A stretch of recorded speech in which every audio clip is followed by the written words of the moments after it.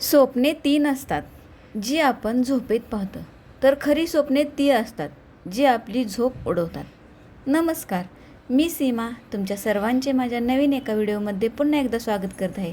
तर कसे आहात सर्वजण? आयोप सगळेजण मस्त आणि मजेत असाल. सर्वांना प्रथम श्री स्वामी समर्थ.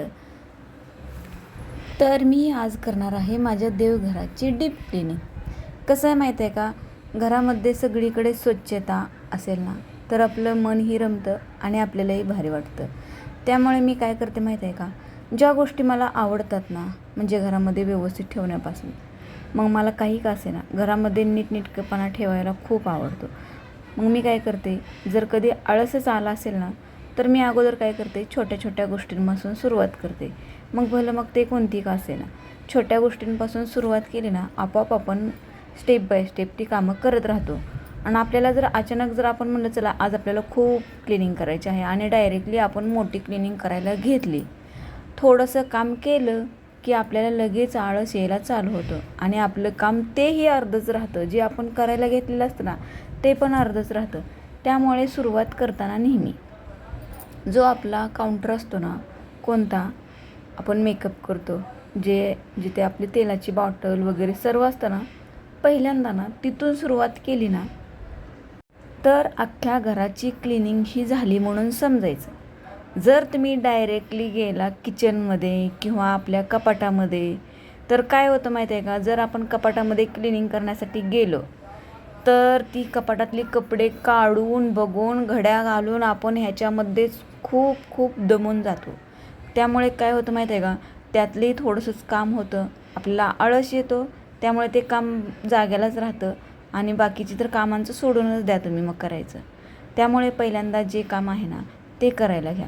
मी काय केलेलं आहे, अगोदर सकाळी उठून लवकर आवरलेलं आहे माझं सगळं काम. म्हणलं आज आपल्याला देवघर खूप क्लीन करायचं आहे, कारण बरेच दिवस झालं एका जागी ठेवलेलं आहे. त्यामुळे त्याच्या पाठीमागे वगैरे खूप घाण झालेली आहे.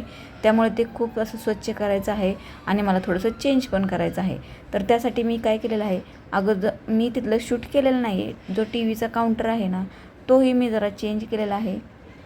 जो बेडच्या आणि टी व्हीच्या मध्ये जो गॅप होता ना तो मी इकडं टेबल सारून तो केलेला आहे, स्वच्छ केलेला आहे. आणि जो आरसा आहे ना तो पहिल्यांदा क्लीन करून तिथलं व्यवस्थित सगळं ठेवलेलं आहे. नंतरच मग मी इकडं आलेले आहे देवघराकडे. तर तिथलं मी ज्या वेळेला क्लिनिंग करत होते ना तिथं माझा फोन आला होता, त्यामुळे मग मी ते काही शूट केलेलंच नाही आहे. म्हणलं जाऊ दे, म्हणलं नंतरनं तुम्हाला दाखवताच येईल. तर मग मी लगेच लागले इकडं देवघराची क्लिनिंग करण्यासाठी. तर देवघराची क्लिनिंग कशी करायची आहे, तर जे कपाट आहे ना त्याच्यावरती माझं देवघर होतं, तर मी त्याच्यावरून देवघर काढून मी साईडला कोपऱ्यामध्ये ठेवलेलं आहे, जेणेकरून मला मस्त आणि असं एकदम रिलॅक्स होऊन देवपूजा करता येईल मांडी घालून वगैरे. कारण पहिलं जे देवघर होतं ना तर वरती होतं, जिथे मला मांडी घालून देवपूजा करता येत नव्हती. त्यामुळं मग मला काय करायला लागायचं, सगळं देव वगैरे खाली घ्यायला लागायचं किंवा असं कशावर तरी ठेवून मग मला ते पुजावं लागायचं.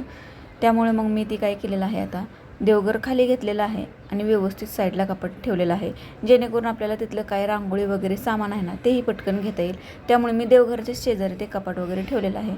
आणि हे जे डबे आहेत ना, तर हे डबे मी कामावरून आणलेले आहेत, जे मला तिथे ग्राउंडवरती मुलं येतात, ह्याच्यामध्ये बॉल असतो, ते काय करतात बॉल घेतात आणि हे डबे तसेच टाकून देतात. त्यामुळे मी हे सगळे डबे गोळा केलेले आहेत. मला जाऊ द्या, आपल्याला रांगोळीसाठी येतील, खूप मजबूत आणि खूप छान आहेत. त्यामुळे मग मी आणलेलं आहे. आणि ते माझी मज्जा अशी झालेली आहे रांगोळी भरताना, तर हिरव्या कलरची रांगोळी होती, 2 डब्यामध्ये हिरव्याच कलरची रांगोळी आहे. तरीही तो एक पुडा आहे, पण तो कुठल्याच रांगोळीमध्ये मॅच होत नाही. इतका दोन्हीमध्ये तीन रांगोळ्यांमध्ये फरक होता.